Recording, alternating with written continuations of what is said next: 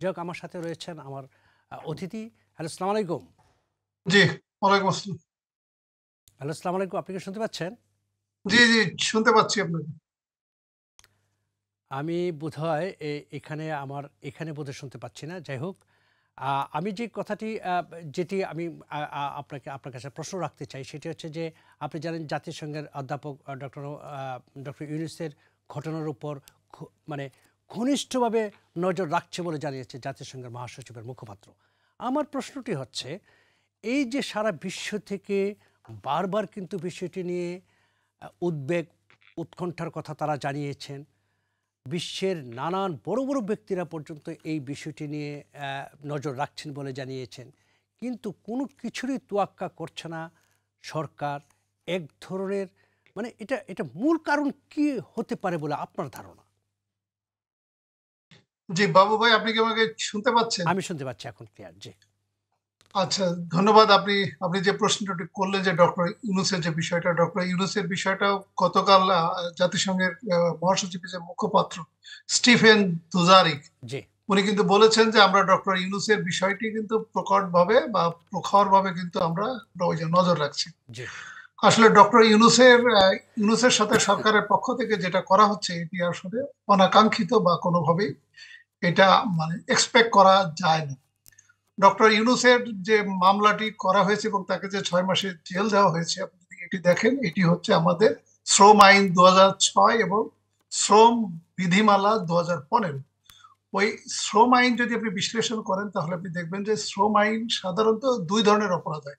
একটা হচ্ছে সিভিল আর একটা হচ্ছে ক্রিমিনাল অফেন্স। তো মূলত এটি সিভিল অফেন্স। যদি কেউ অপরাধ করে বা মালিক পক্ষ যদি অপরাধ করে তাহলে তাদেরকে একটা জরিমানা করে, বা কাউকে যদি চাকরিচ্যুত করে তাহলে চাকরি পুনর্বহাল হয়, একটা কম্পেনসেশনের ব্যবস্থা থাকে। আর ক্রিমিনাল অফেন্সটা হয় হলো যে ওই সিভিল যে বাইন্ডিং গুলা আইনে বলা আছে, এই বাইন্ডিং গুলো যদি ব্যত্যয় ঘটে তাহলে সেই ক্ষেত্রে ইট মে টার্ন ইনটু ক্রিমিনাল অফেন্স। আর রাইট। ক্রিমিনাল অফেন্স না হলে সাধারণত জেল হয় না।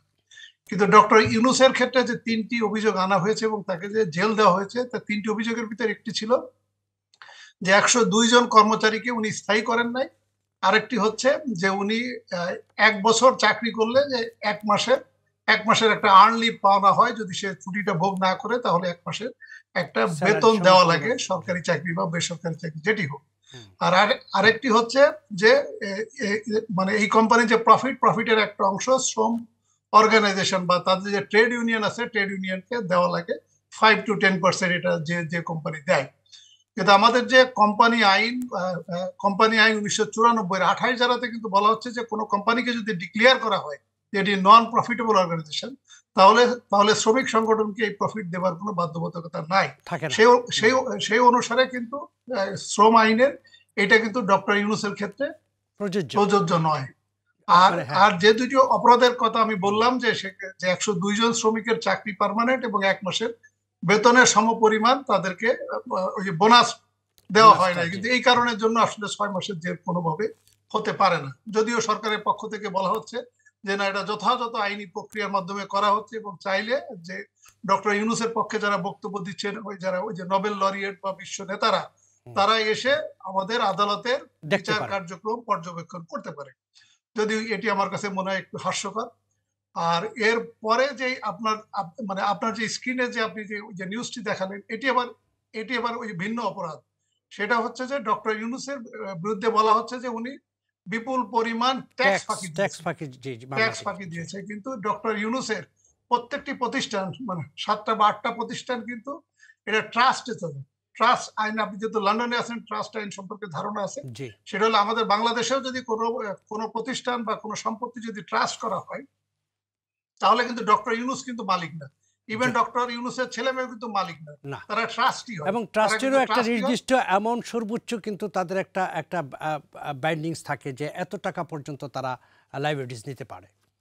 জি, জি। জি। এটা জাস্ট একটা বেতন টাইপের বা একটা মেইনটেনেন্স খরচের জন্য একটা জি। একটা বেনিফিট তারা নিয়ে থাকে, বাট তারা কিন্তু আক্ষরিক অর্থে মালিক না। মালিক না। তা আমাদের বাংলাদেশের যে ট্রাস্ট আইন, ইভেন আমাদের এনবিআর এর যে আইন, আমাদের ইনকাম ট্যাক্স অর্ডিন্যান্সে যেটা বলা হচ্ছে যে যদি কোনো ট্রাস্টের যদি কোনো সম্পত্তি হয় তাহলে কিন্তু ট্যাক্স দেবার কিন্তু কোনো বাধ্যবাধকতা নাই। এই ক্ষেত্রে সরকার কিন্তু ডক্টর ইউনূসকে একটা হিউজ পরিমাণ বলেছে যে ট্যাক্স ফাঁকি দিয়েছে এবং তাকে জরিমানা করেছে। এখন এই আদালতে মানে এই সিদ্ধান্তের এগেস্টে ডক্টর ইউনূস কিন্তু অ্যাপিলেট ট্রাইব্যুনালে গিয়েছে। মানে income tax appellate tribunal, income tax appellate ট্রাইব্যুনালও কিন্তু আপনার ইনকাম ট্যাক্সের অফিসার দ্বারা কিন্তু কম্পোজড। তাই ইনকাম ট্যাক্সের অফিসার দ্বারা যেহেতু কম্পোজড, এরা কিন্তু সরকারের আদেশে বা যে নির্দেশে বা ইশারায় কিন্তু কাজ করে। সো ট্রাইব্যুনাল সেই ইনকাম ট্যাক্স ডিপার্টমেন্টে যে সিদ্ধান্ত দেওয়া হয়েছে, অ্যাপিলেট ট্রাইব্যুনাল মানে অ্যাপিলেট ট্যাক্স ট্রাইব্যুনাল ভার্চুয়ালি একই সিদ্ধান্ত রেখেছে। এটি এখন মানে আমাদের হাইকোর্টের সুপ্রিম কোর্টের অ্যাপিলেট ডিভিশনে গিয়েছে। এখন সুপ্রিম কোর্টের অ্যাপিলেট ডিভিশনে যেতে হলে তাকে বলা হচ্ছে আপনাকে আপিল করতে হলে আপনাকে 50 কোটি টাকা জমা দিতে হবে, জমা ট্যাক্স দিয়ে দিয়ে তারপরে আপনাকে দিতে হবে। জি, তার মানে তার জরিমানার পরিমাণটা কিন্তু বেশি। তার মানে আপনাকে অ্যাপিল করতে হলে একটা সার্টেন অ্যামাউন্ট, এই পার্সেন্টেজটা আমার এই মুহূর্তে মনে নাই, সেটা হয়তো 10% হতে পারে বা 20% হতে পারে। এই পরিমাণ টাকা আপনাকে ডিপোজিট করে আপনাকে অ্যাপিল করতে হবে। এইটার পরিপ্রেক্ষিতে আপনার জাতিসংঘের মহাসচিব যে মুখপাত্র উনি বলেছেন যে আমরা এটা তীক্ষ্ণভাবে বা গভীরভাবে ওই যে নজর রাখছি। আসলে আপনি যদি আমাকে একজন আইনজ্ঞ হিসেবে যদি আমার কাছে মতামত চান, আমি মনে করি যে এটা ডক্টর ইউনূসের যে বিরুদ্ধে যে সমস্ত একের পর এক মামলা দেওয়া হচ্ছে এবং ফরমাইশি জাজমেন্ট গুলো দেওয়া হচ্ছে, এটা আসলে হয়রানি ছাড়া কিছুই নেই এবং আদালতকে না, আমি প্রকাশ্যে আমি আমি আপনার কথায় যেটা স্পষ্ট বুঝতে পারলাম যে এই বিষয়গুলোরই কিন্তু ক্লিয়ার আইন রয়েছে বাংলাদেশে। শ্রম আইন রয়েছে, পাশাপাশি ট্রাস্টের জন্য যে আইনগুলো জি রয়েছে, সমস্ত ব্যবসা বাণিজ্যের লিমিটেড কোম্পানি বা পাবলিক লিমিটেড কোম্পানি, সমস্ত আইনই কিন্তু বাংলাদেশে রয়েছে। জি আমার প্রশ্নটি হচ্ছে, যখন এটি আদালতে গড়ায়, ঠিক আছে, সরকার বিভিন্নভাবে চাইতেই পারে ডক্টর ইউনূসকে যদি পছন্দ না করে তাকে মামলা মোকদ্দমায় জড়িয়ে তাকে হয়রানি করার চেষ্টা করতেই পারে। কিন্তু আমার প্রশ্নটি হচ্ছে, এই যে আদালতে যখন যায়, আদালতের জাজরা কি এই বিষয়গুলো জানেন না? তারা কি করে এই ধরনের রায়গুলো দেন, কেন দেন? না, আপনি আপনি যে কথাটা বললেন যে আমাদের তো মানে খাতা কলমে ইন পেন এন্ড পেপার বলা হচ্ছে যে আদালত সার্বভৌম, পার্লামেন্ট সার্বভৌম। কিন্তু আসলে আমাদের বাংলাদেশের যে প্রেক্ষাপট, সেখানে পার্লামেন্টও সার্বভৌম না, আদালতও সার্বভৌম না, বা না, কিন্তু আদালতও কিন্তু কিন্তু কোনো স্বাধীন না না। কোনো, আপনি যখন একটি রায় দিচ্ছেন, আপনি তো কোনো না কোনো ধারাকে উল্লেখ করে রায় দিচ্ছেন, তাই না? আপনি তো যে কোনো যা খুশি তা রায় দিতে পারেন না। এবং যদি সেটা দিয়ে থাকেন, তাহলে সেই আদালতে যারা রায় দিচ্ছে তাদের বিরুদ্ধে কি কখনো কোনো কিছু হবে কিনা?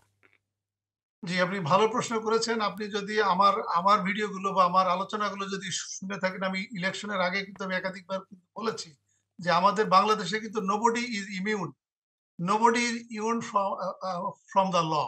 ইভেন প্রাইম মিনিস্টার শেখ হাসিনার বিরুদ্ধেও যদি আপনি সংবিধান লঙ্ঘনের কারণে মামলা করেন, ওনাকে কিন্তু এবং ওই মামলা কিন্তু হবে এবং আদালত কিন্তু মামলা নিতেও কিন্তু বাধ্য, এবং শেখ হাসিনাও কিন্তু আদালতে হাজিরা দিতে আসতে হবে। শুধুমাত্র আমাদের সংবিধানের ৫১ ধারাতে আর্টিকেল 51 বলা হচ্ছে রাষ্ট্রপতি, মহামান্য রাষ্ট্রপতি যতক্ষণ পর্যন্ত চেয়ারে অধিষ্ঠিত থাকেন ততক্ষণ পর্যন্ত ওনার বিরুদ্ধে কোনো সিভিল বা ক্রিমিনাল প্রসিডিং ড্র করা যায় না। কিন্তু এর অর্থ এই নয় যে রাষ্ট্রপতিও ইমিউন। রাষ্ট্রপতি যতক্ষণ চেয়ারে আছে, যদি ধরেন রাষ্ট্রপতি এমন হয় যে উনি একটা হত্যার ঘটনা ঘটলেন, মানে কাউকে খুন করলেন, তাহলে খুন করলে কি তাহলে কি তাকে আটক করা যাবে না? না, তাহলে যতক্ষণ পর্যন্ত উনি চেয়ারে আছে ততক্ষণ পর্যন্ত আটক করা যাবে না। ওই ক্ষেত্রে উনি যদি এরকম ঘটনা ঘটে থাকে, উনি উনি নিজ থেকে পদত্যাগ করবেন। উনি যদি পদত্যাগ না করেন, তাহলে যে দল উনাকে রাষ্ট্রপতি হিসেবে নিয়োগ দিয়েছেন ওই দল তাকে অনুরোধ করবে যে আপনি পদত্যাগ করেন। এটিও যদি উনি পদত্যাগ না করেন, তাহলে পার্লামেন্টের 2/3 মেজরিটির মাধ্যমে ওনাকে ইমপিচমেন্ট করবে। ইমপিচমেন্ট করতে ইমপিচ পারে। আর্টিকেল 52 জি। ইমপিচ করে ওনাকে অপসারণ করবে। যে মুহূর্তে ওনাকে অপসারণ করলেন, আপনি খুন করলে যেভাবে অপরাধী হবেন, রাষ্ট্রপতিও খুন করলে ওই একই অপরাধ হবেন, এবং মানে অপসারিত হবার সাথে সাথে উনি একজন সাধারণ অপরাধী হিসেবে তার বিরুদ্ধে গণ্য ট্রায়াল হবে। করা জি। যাবে। এখন আপনি যে প্রশ্নটা করলেন যে যে আমাদের বিচারকরা যেমন ইলেকশনের আগে, আমাদের ৭ই জানুয়ারি যে ওই যে নির্বাচনের আগে দেখেন ১৭০০ বিএনপির নেতাকর্মীকে বিভিন্ন বিভিন্ন মামলায় ফরমায়েশি কিন্তু জাজমেন্ট দেওয়া হয়েছে, যেটা পত্রপত্রিকায় এসেছে যে জি। ওই সমস্ত মামলাগুলো ছিল কিন্তু গায়েবী মামলা, গায়েবী সাক্ষী, গায়েবী বাদী, এবং এবং যে সমস্ত সাক্ষ্যগুলো দেওয়া হয়েছে সাক্ষ্যগুলো কিন্তু ফলস এবং ফেব্রিকেটেড। তারপরেও কিন্তু বিচারকগণ কিন্তু ২ থেকে ৫ বছরের সাজা দিয়েছে। যে এখন অনেক আপনি মামলার হয়তো একজন, অনেক মামলার বাদীই জানে না যে সে বাদী, এমনও ঘটনা আছে। জি, আপনি তখন হয়তো ভাবতে পারেন যে আপনি যেহেতু আইনের ব্যাকগ্রাউন্ডের লোক না, আপনি হয়তো আমাকে প্রশ্ন করতে পারেন যে তাহলে মামলার বাদী মানে ওই যে বাদী কাল্পনিক, সাক্ষী কাল্পনিক এবং সাক্ষ্য কাল্পনিক, তাহলে তাহলে বিচারকগণ 2 থেকে 5 বছরের কনভিকশন কিভাবে দিচ্ছে বা কিভাবে দিয়েছে? আসলে আমাদের বাংলাদেশে যে আইন আছে, প্রচলিত আইন, সেখানে বলা হচ্ছে judicial officers protection act 1850 section 1। আমি আবার রিপিট করি, যেহেতু আপনি এই প্রশ্নটি করলেন। সেটা হচ্ছে জুডিশিয়াল অফিসার্স প্রোটেকশন অ্যাক্ট 1850, মানে 1850 সালে জুডিশিয়াল অফিসার্স প্রোটেকশন অ্যাক্ট ধারা 1।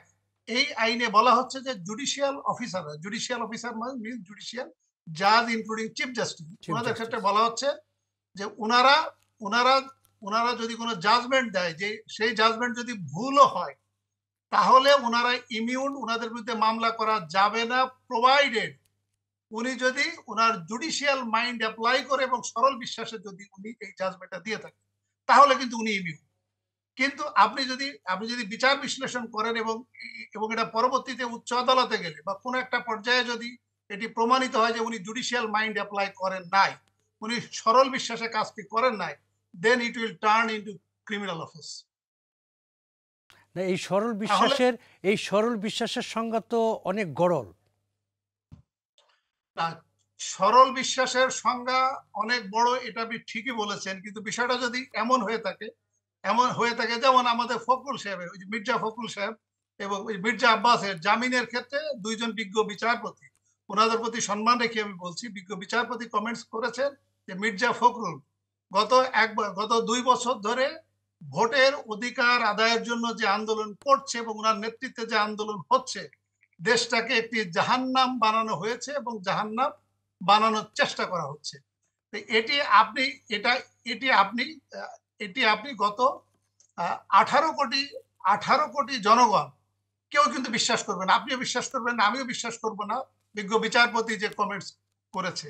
কিন্তু যেহেতু দুইজন বিজ্ঞ বিচারপতি হাইকোর্টের এই কমেন্টস করেছে, আমরা হয়তো বেশি সমালোচনা করলে বলবে যে এটা আদালত অবমাননা। কিন্তু আমার যেটা ধারণা প্রধানমন্ত্রীও হয়তো এই দুই বিজ্ঞ বিচারপতির অতি উৎসাহ নিয়ে যে কমেন্টস করেছে, সে কমেন্টস হয়তো উনি পছন্দ করেন নাই। তাহলে এখন সমস্যাটা কি? এখন প্রশ্নটা হচ্ছে, এটি যদি আদালতের অ্যাপিলেট ডিভিশনে চ্যালেঞ্জ হয় এবং অ্যাপিলেট ডিভিশন যদি প্রমাণিত হয় যে উনি অতি উৎসাহী হয়ে কাজ করেছেন এবং উনি ওনার জুরিসডিকশন ভায়োলেট করে কাজটি করেছেন, তাহলে ইট will turn into criminal offence.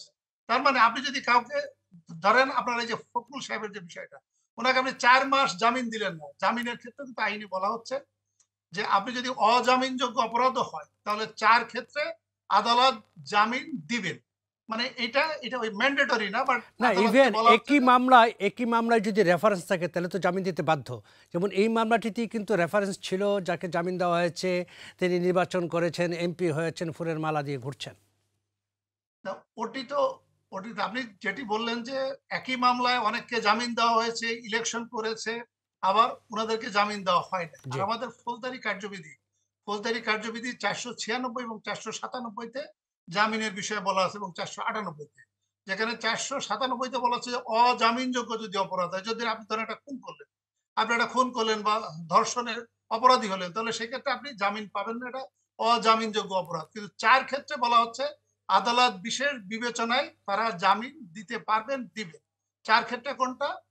প্রথম হচ্ছে যদি কোনো শিশু হয় যার বয়স 18-র কম, সে যদি আপনার ধর্ষণও করে, সে যদি কাউকে খুনও করে, তাকে আদালতকে এনকারেজ করা হচ্ছে আপনি তাকে জামিন দিবেন। 2 নম্বর হচ্ছে যদি কোনো মহিলা হয়। 3 নম্বর হচ্ছে কোনো যদি অসুস্থ লোক হয়। 4 নম্বর হলো যদি কেউ ওই বয়স্ক লোক হয়।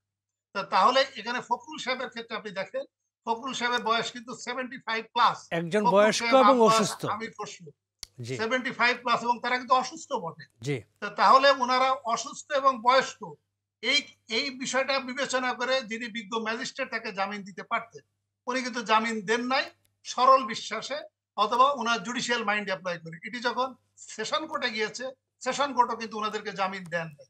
এটি যখন হাইকোর্টে গিয়েছে, হাইকোর্ট তো জামিন তো দেয়ই নাই, বরং তার বিরুদ্ধে ওনাদের বিরুদ্ধে অ্যাডভার্স এবং বিরূপ মন্তব্য করেছে। এখন এটি যে উনি জুডিশিয়াল মাইন্ড অ্যাপ্লাই করে ওনারা এই কাজটি করেছে নাকি সরল বিশ্বাসে এই কাজটি করেছেন, এটা আমি কমেন্টস করতে চাচ্ছি না, এটি আমি জনগণের উপর ছেড়ে দিলাম। জি, আপনাকে ধন্যবাদ। আমাদের চলে যেতে হবে ছোট্ট একটি বিরতি। বিরতির পর আবারও আমি একটু কন্টিনিউ করতে চাই আপনার সাথে আলোচনা। অবশ্যই ততক্ষণ আপনি আমাদের সাথে থাকবেন। প্রিয় দর্শক, আমরা চলে যাচ্ছি ছোট্ট একটি বিরতিতে। বিরতির পর আবারও ফিরে আসছি। শুভ সন্ধ্যায়। অবশ্যই আমাদের সাথে থাকবেন। ইসলাম চ্যানেল বাংলার সাথে থাকবেন।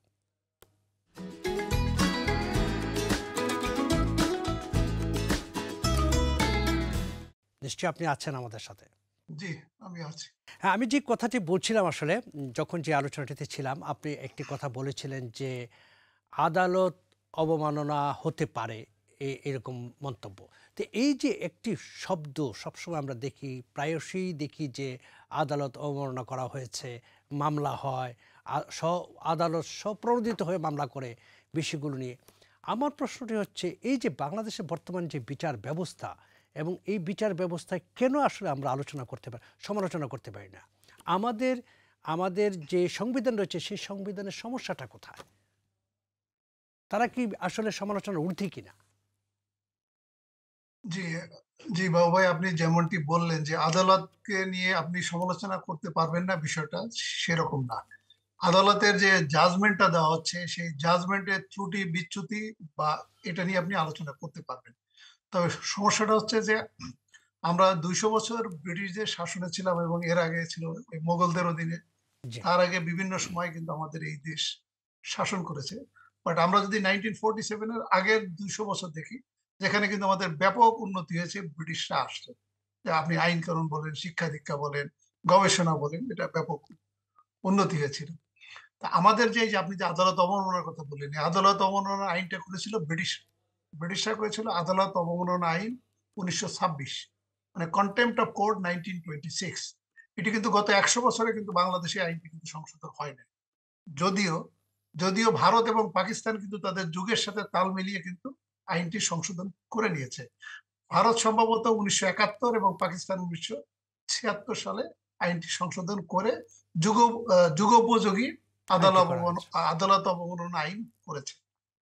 আমাদের 111 সরকার যখন এসেছিল তখন তাদের যে কটা ভালো কাজ ছিল তার ভিতরে এই একটি কাজ ছিল, তারা কিন্তু আদালত অবমাননা আইন 1926 এটি বাতিল করে তারা কিন্তু একটা আইন করেছিল আদালত অবমাননা অর্ডিন্যান্স বা জি, contempt of court ordinance 2008।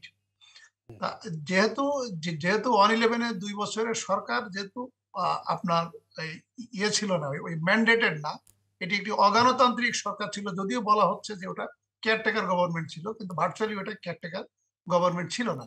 G, caretaker গভর্নমেন্টের তখন মেয়াদ ছিল 90 দিন। জি, কেয়ারটেকার গভর্নমেন্টের মেয়াদ ছিল 90 দিন। যে মুহূর্তে ওটা 90 দিন এক্সিড করেছে সেই মুহূর্তে কিন্তু ওটি আর কেয়ারটেকার গভর্নমেন্ট ছিল না, থাকে না। এটি একটি জি, অসাংবিধানিক গভর্নমেন্ট ছিল।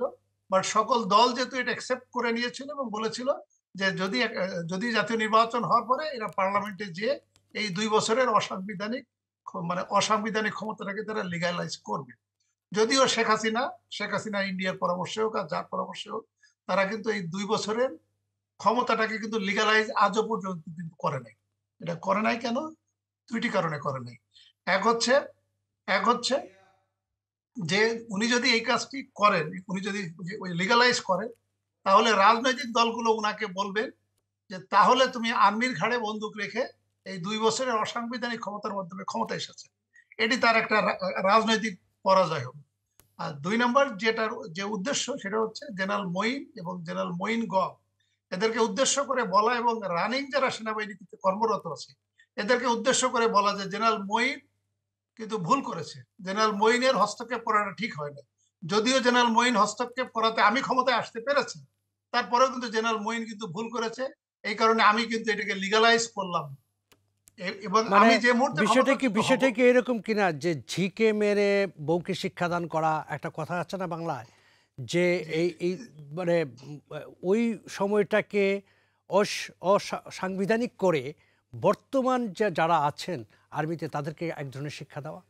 জি, আপনি ঠিকই ধরেছেন। আপনি আর্মি ব্যাকগ্রাউন্ডের লোক না বা আইনি ব্যাকগ্রাউন্ডের লোক না, তারপরে আপনি ঠিকই ধরেছেন। এটি হচ্ছে জেনারেল মঈন গংকে একটা মেসেজ দেওয়া এবং বর্তমান সেনাবাহিনী যারা কর্মরত আছে ওদেরকে একটা মেসেজ দেওয়া যে জেনারেল মঈনের হস্তক্ষেপ করাটা ঠিক হয়নি।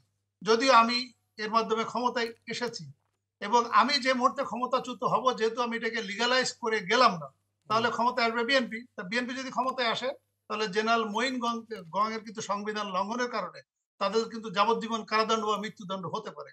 সো তোমরা কিন্তু এই ট্রাপে কিন্তু পা দিও না, এটা কিন্তু এসো না। এখন আমি যে উদ্দেশ্যে ওই যে বলছিলাম সেটা হলো যে আপনার 111 যে সরকারটা ছিল, ওই সরকারে 126টি আইন পাস করা হয়েছিল। কিন্তু এটা মধ্যে যেটা নিয়ম হচ্ছে যে মুহূর্তে পার্লামেন্টের অধিবেশন বসবে সেই মুহূর্তে 1 মাসের ভিতর ওই অর্ডিন্যান্স গুলোকে আইনে পাস আইনে করতে হবে, আইনে পাশ করাতে হবে। জি, যে আইনে পাস করতে হবে। কিন্তু আওয়ামী লীগ 2009 সালে পাওয়ার আসার পরে যে আইনগুলো তাদের ফেভারে গিয়েছে ওই আইনগুলো তারা পাস করেছে, যেগুলো তাদের ফেভারে যায় নাই সেই আইনগুলো তারা অনুমোদন দেয় নাই। জি। Contempt of court, contempt of court ordinance 2008 কিন্তু গভর্নমেন্ট কিন্তু অনুমোদন দেয় নাই, মানে আওয়ামী লীগ সরকার। এরপরে যাই হোক, অনেক চাপে, সুশীল সমাজ বা আইনজ্ঞদের চাপে 2013 সালে আবার মানে আইনটা সংশোধন করে করা হলো কন্টেম্পট অফ কোর্ট 2013।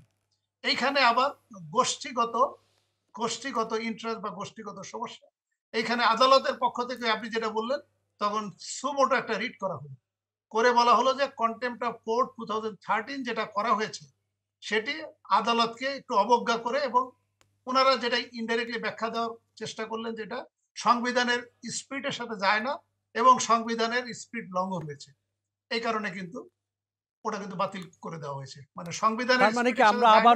আবারও 1926 সালের আইনে চলে গেলাম?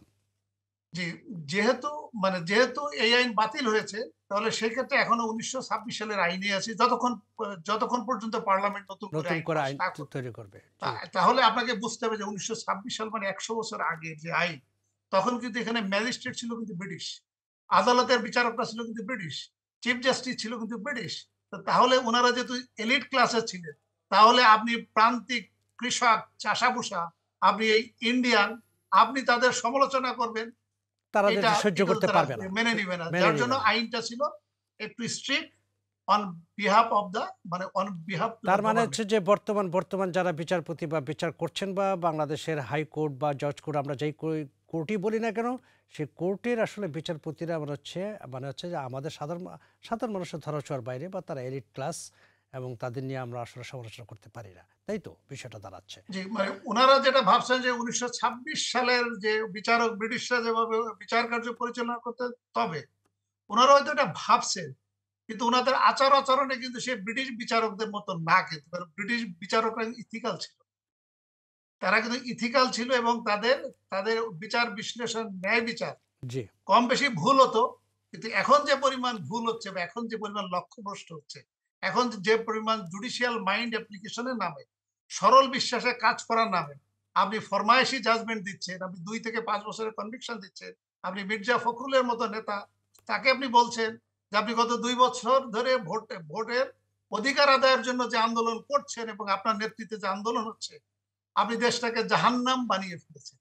মানে এরকম কমেন্টস নিশ্চয়ই ওই সময় বিজ্ঞ বিচারক, ব্রিটিশ বিচারকরা হয়তো মানে এই যে করতেন। কমেন্টসগুলো করছে বিচারকদ্বয়, বা যারা আসলে এই কাজগুলো করছেন, আহ, সেটা সুপ্রিম কোর্ট হোক বা বড় বড় মানে হাইকোর্ট হোক, সেখানে তাদের আসলে পরবর্তীতে তারা তো একদিন রিটায়ারমেন্টে যাবেন, তারাও তো একজন সাধারণ নাগরিক হবেন।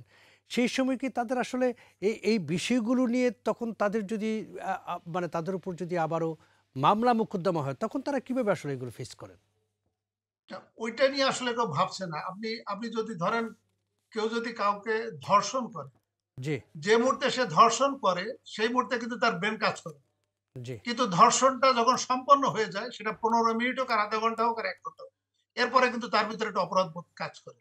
তো এই যে আমাদের যারা আমাদের বিশেষ করে ইন্ডিয়ান সাবকন্টিনেন্ট, বিশেষ করে বাংলাদেশে আমাদের যারা কুশীলব, আমি এদেরকে কুশীলব হিসেবে ডিফাইন করি।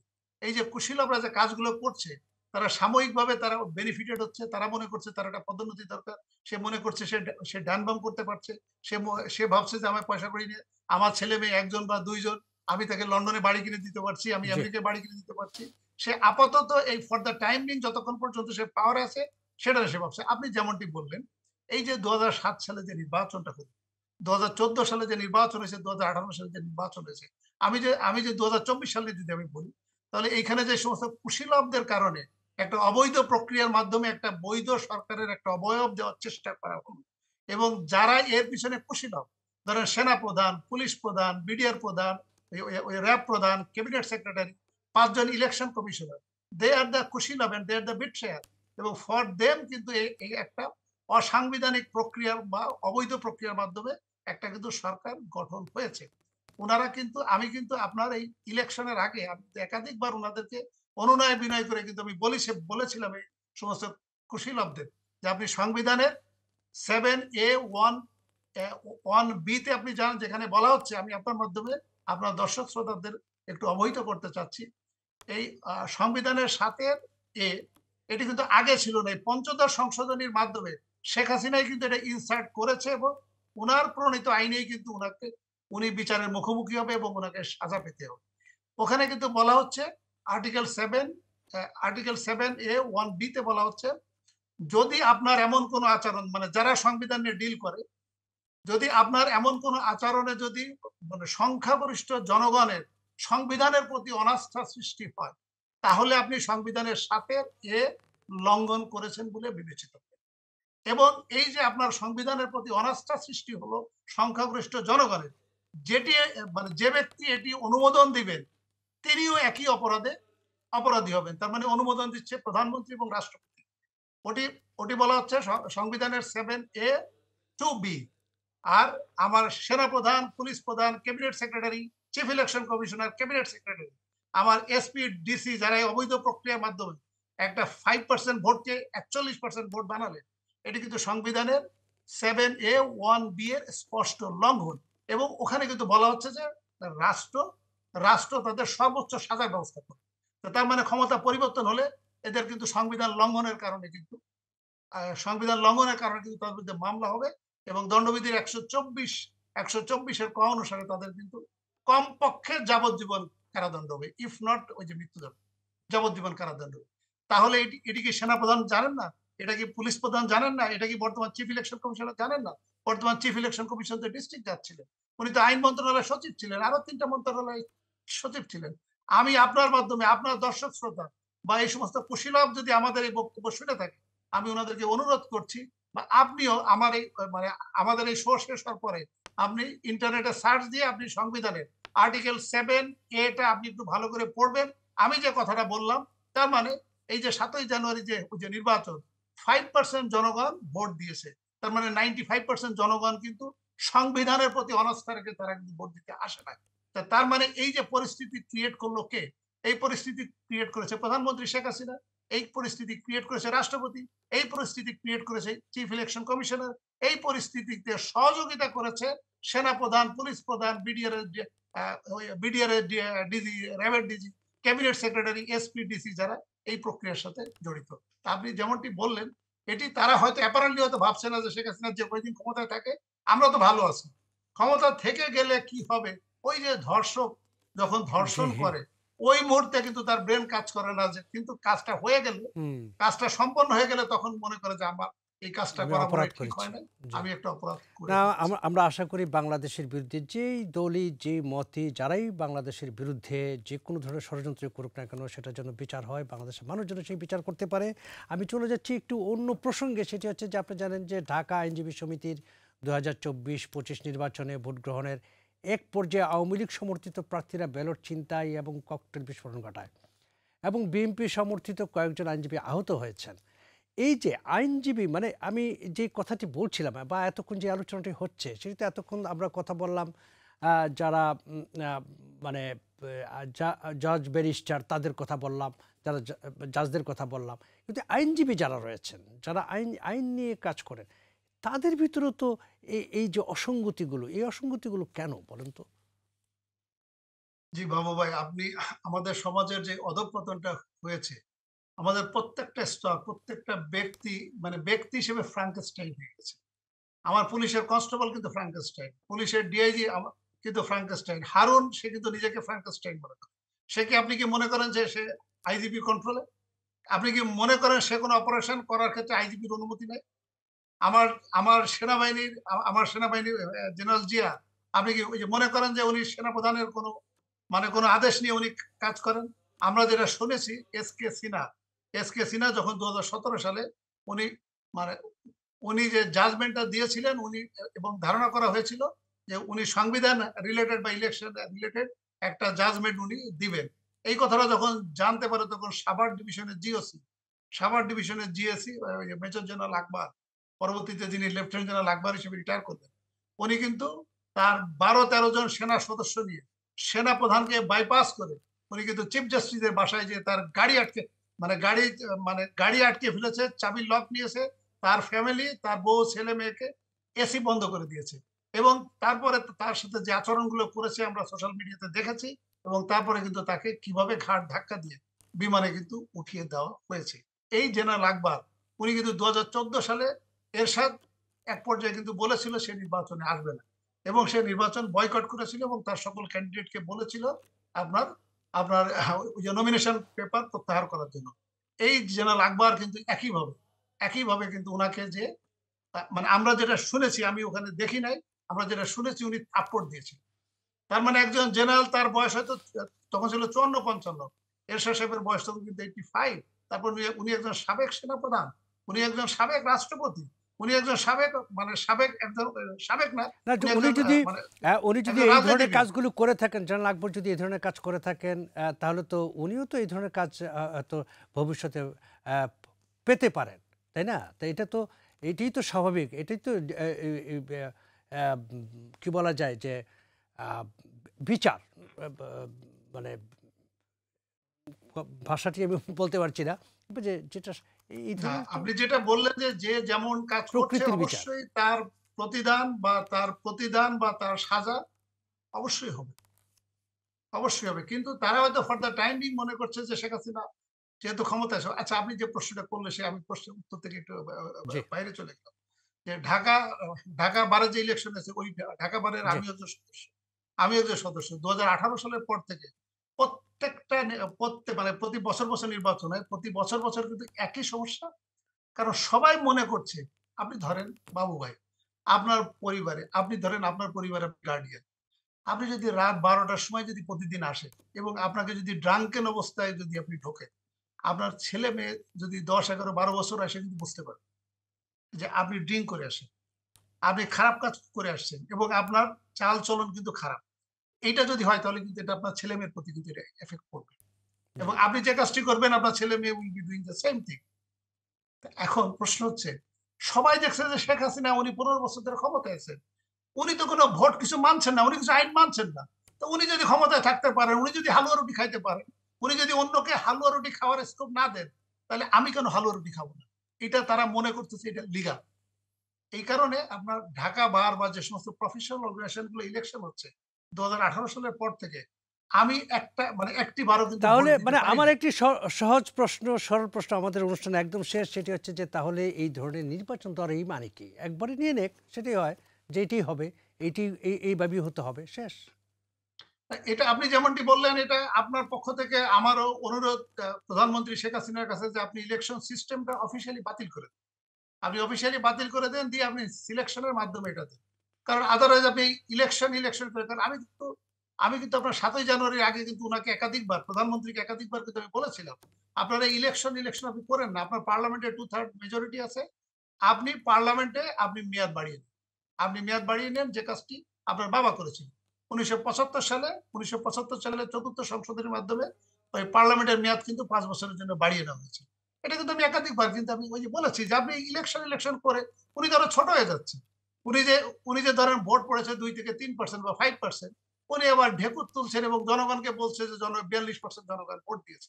এটা তো প্রত্যেকটা মানুষ হাসছে।